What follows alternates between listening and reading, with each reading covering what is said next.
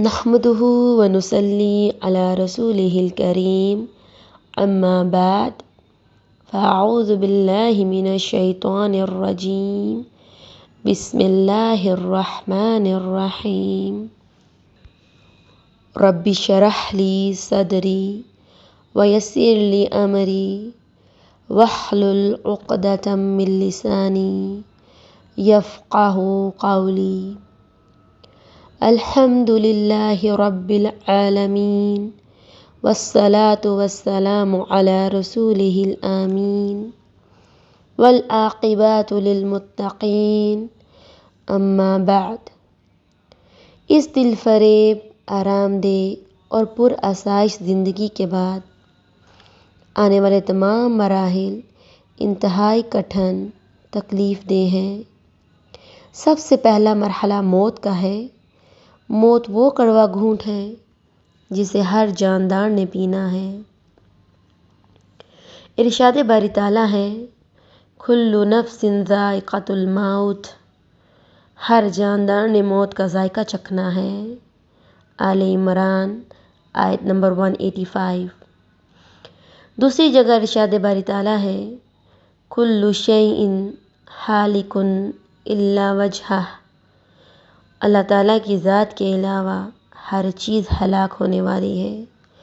سورۃ القصص آیت نمبر 88۔ مرنے کے بعد کوئی شخص واپس نہیں پلٹتا،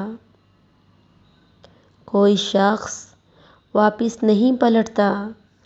اسی لیے ٹھیک ٹھیک یہ بتانا کہ مرنے کی کیفیت کیا ہوتی ہے ممکن نہیں۔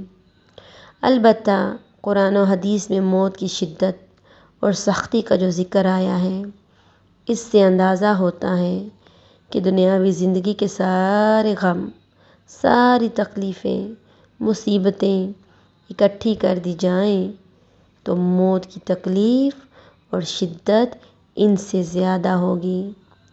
سورۃ قاف میں ارشاد باری تعالیٰ ہے وَجَاءَتْ سَكْرَةُ الْمَوْتِ بِالْحَقِّ، اور موت کی سختی حق لے کر آ پہنچی۔ آیت نمبر 19۔ حق سے مراد عالم برزخ کے حقائق اور سچائیاں ہیں۔ فرشتے نظر آ جاتے ہیں، عذاب یا ثواب یقین ہو جاتا ہے۔ موت کی سختی اور شدت کا ذکر کرتے ہوئے سورۃ قیامہ میں ارشاد باری تعالیٰ ہے جب جان خلق تک پہنچتی ہے تو کہا جاتا ہے کوئی جھاڑ پھونک کرنے والا؟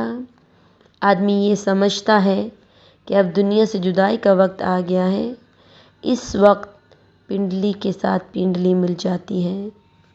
آیت نمبر 26 to 29۔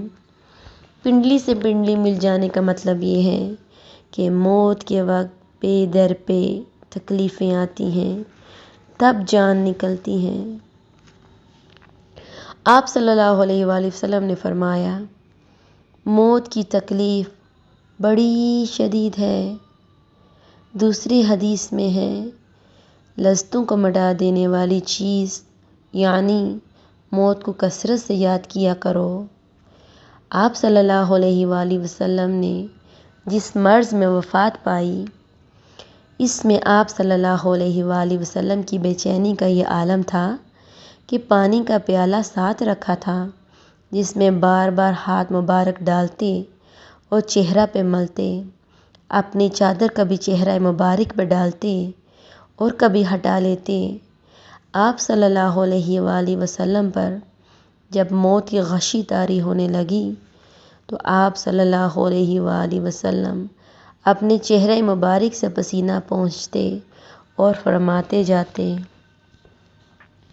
سبحان اللہ ان للموت لسکرات، سبحان اللہ ان للموت لسکرات، سبحان اللہ، موت کے لیے بڑی سختیاں ہیں، سبحان اللہ، موت کے لیے بڑی سختیاں ہیں۔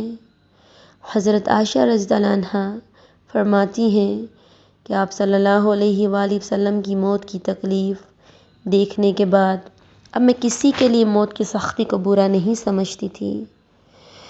زندگی کے آخری لمحات میں آپ صلی اللہ علیہ وآلہ وسلم کی زبان مبارک میں لکنت آ گئی تھی۔ حضرت عمرو بن عاص فتح مصر اپنی زندگی میں اکثر کہا کرتے تھے، مجھے ان لوگوں پر تعجب ہے جن کے خواص موت کے وقت درست ہوتے ہیں مگر موت کی حقیقت بیان نہیں کرتے۔ حضرت عمرو بن عاص جب خود موت کے کنارے پہنچے تو حضرت عبداللہ بن عباس رضی اللہ عنہما نے انہیں اس کی بات یاد دلائی۔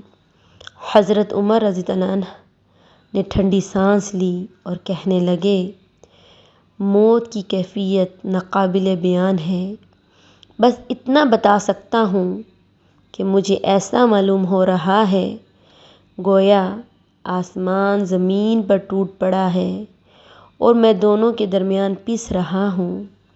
میری گردن پر جیسے کوئی پہاڑ رکھا ہوا ہے، پیٹ میں کھجور کے کانٹے بھرے ہوئے ہیں اور ایسے معلوم ہو رہا ہے جیسے میری سانس سوئی کے ناکے سے گزر رہی ہے۔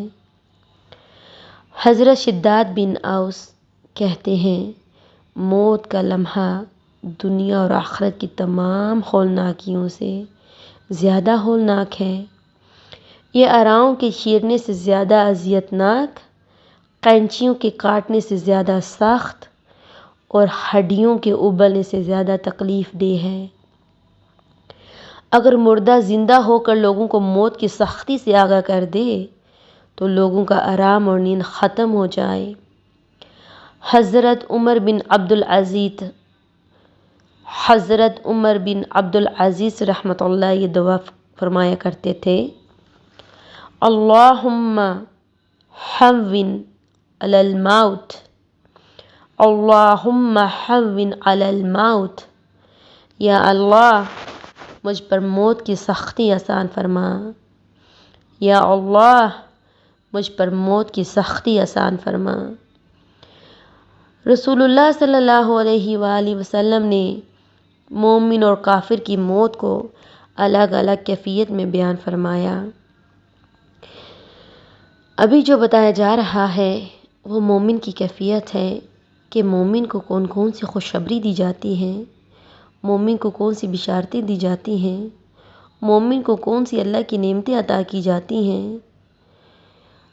یہ مومن کو اپنی جگہ پہ رکھ کے سوچئے کہ اللہ سبحانہ وتعالیٰ ہمارے ساتھ بھی ایسا ہی معاملہ کرے، ہمیں بھی مومنوں کی لسٹ میں شامل کرے، ہمارا خاتمہ ایمان پہ کرے۔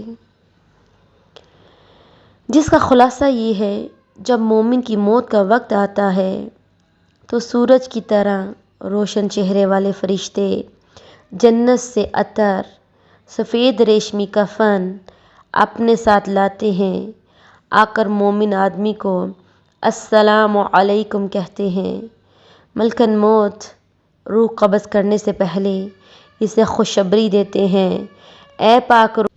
جس کا خلاصہ یہ ہے کہ جب مومن کی موت کا وقت آتا ہے تو سورج کی طرح روشن چہرے والے فرشتے جنت سے سفید ریشمی کفن، خوشبوئیں اپنے ساتھ لاتے ہیں، آ کر مومن آدمی کو السلام علیکم کہتے ہیں۔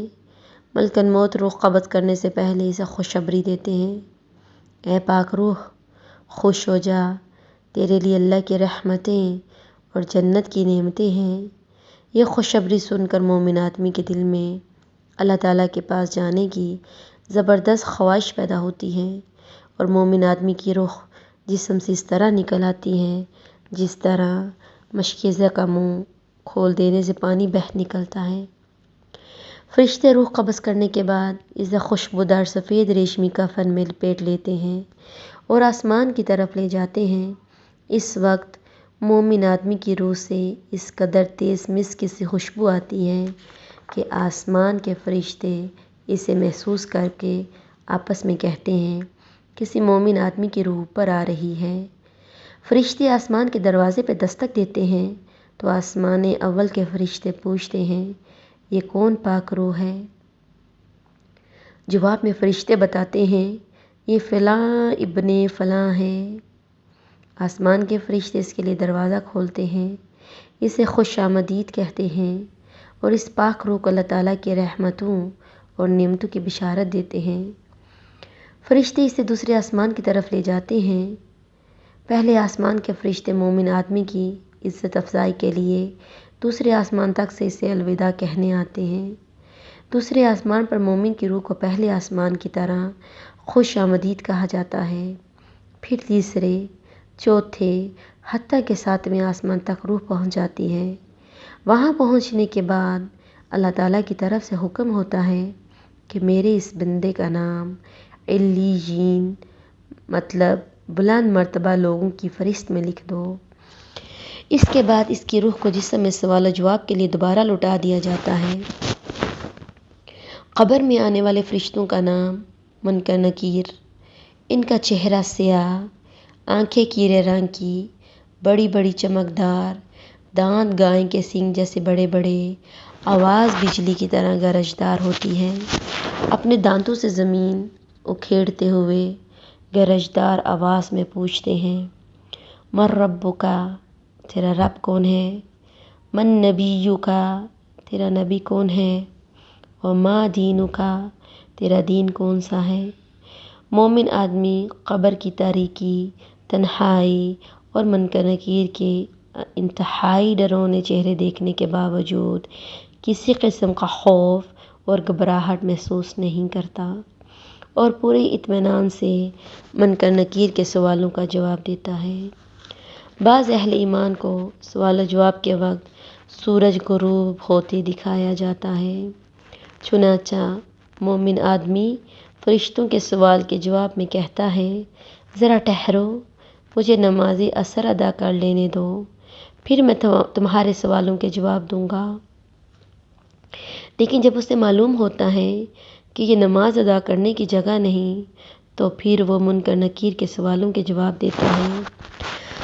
سوال و جواب کے بعد جہنم کی طرف ایک سوراخ کر کے مومن آدمی کو جہنم کی آگ دکھائی جاتی ہے اور اسے بتایا جاتا ہے کہ یہ وہ آگ ہے جس سے اللہ نے تجھے اپنے فضل سے بچا لیا۔ پھر جنت کی طرف ایک سوراخ یا دروازہ کھولا جاتا ہے جس سے مومن آدمی جنت کی نعمتوں کا نظارہ کر کے خوشی محسوس کرتا ہے۔ اس وقت مومن کو جنت میں اس کا گھر بھی دکھایا جاتا ہے۔ اس کی قبر 70 ہاتھ یا حد نگاہ تک کھلی کر دی جاتی ہے اور 14ویں کے چاند جیسی چاندنی سے منور کر دی جاتی ہے۔ جنت کا خوشبودار لباس اسے پہنا دیا جاتا ہے۔ جنت کا خوشبودار، آرام دہ، نرم و نازک بستر اسے مہیا کر دیا جاتا ہے۔ قبر میں مومن آدمی کے پاس ایک خوبصورت چہرے والا خوبصورت اور خوشبودار لباس پہنے ایک آدمی آتا ہے۔ مومن اس سے پوچھتا ہے، تو کون ہے؟ وہ کہتا ہے، تیرے نیک اعمال ہوں اور آخرت کی زندگی میں تجھے آرام اور انعام کی بشارت دیتا ہوں۔ تب مومن آدمی دعا کرتا ہے، اے میرے رب، قیامت جلد قائم فرما تاکہ میں اپنے اہل و عیال سے جلدی مل سکوں۔ بعض احادیث میں یہ بھی آتا ہے کہ مومن آدمی کہتا ہے، میں اپنے اہل و عیال کے پاس واپس جانا چاہتا ہوں تاکہ انہیں اپنے نیک انجام سے آگاہ کر سکوں۔ جواب میں فرشتے کہتے ہیں، اچھا اب تم دلہن کی طرح آرام سے سو جاؤ، یعنی واپس جانا تو ممکن نہیں۔ چنانچہ مومن آدمی سو جاتا ہے حتیٰ کہ قیامت کے روز اللہ تعالیٰ اسے اس کی قبر سے اٹھائیں گے۔ یہاں سے سفر آخرت کا اگلا مرحلہ شروع ہوتا ہے جس کی تفصیل انشاءاللہ آگے بتائی جائے گی۔ اللہ سبحانہ وتعالیٰ سے دعا ہے کہ اللہ سبحانہ وتعالیٰ ہمارا خاتمہ بالایمان کرے۔ وصلی اللہ علی نبینا محمد وآلہ وصحبہ اجمعین۔ السلام علیکم ورحمۃ اللہ وبرکاتہ۔